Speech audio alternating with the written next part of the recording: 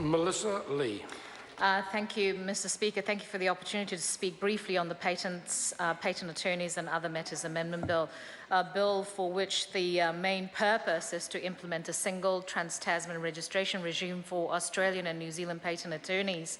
It is great that today we are able to have the third reading and support the passage of the bill through this House for the final time, sir. And on that regard, I'd like to thank the member who just took his seat for his constructive way that him and the opposition members have actually worked within the Select Committee to produce good work, I think, through some difficult conversations that we've had to have had at times. So it is important to remember that patent attorneys are small but important specialist profession with about 1,000 practitioners who advise business on the protection and exploitation of intellectual property rights, and as a result need effective legislation to cater for their industry's needs, sir.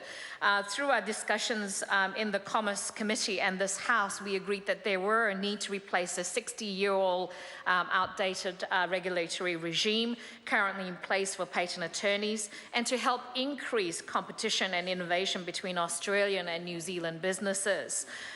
It is also important to remember that 95% of the patent applications filed in New Zealand will have a corresponding application across the Tasman. This is unnecessary bureaucracy that can be avoided through this law change, sir.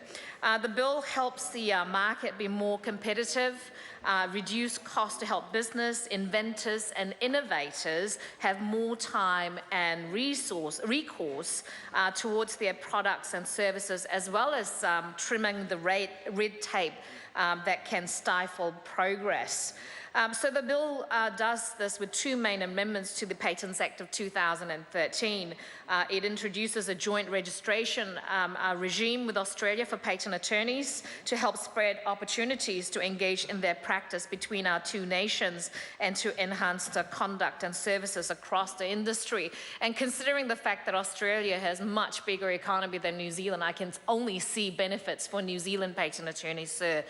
The second is to explicitly remove opposition on the grounds of lack of unity of inventions as a means to contest the patent during the pre-grant process, sir.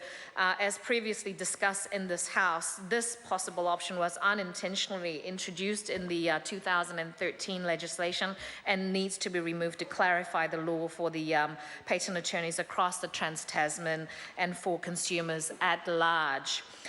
Also, under the provisions as we have debated them, a new licensing regime will comprise of a register for all patent attorneys, a qualifications regime across Australian intellectual property law and practices, as well as a code of conduct and disciplinary regime to ensure that all those relying on the Trans-Tasman system can hold misconduct to account. Sir, I'd like to also thank all of those people who have participated during the process where this bill has actually gone through the process of Select Committee and the debates in the House as well, the organisations, the businesses, the individuals who have actually submitted their views on the bill.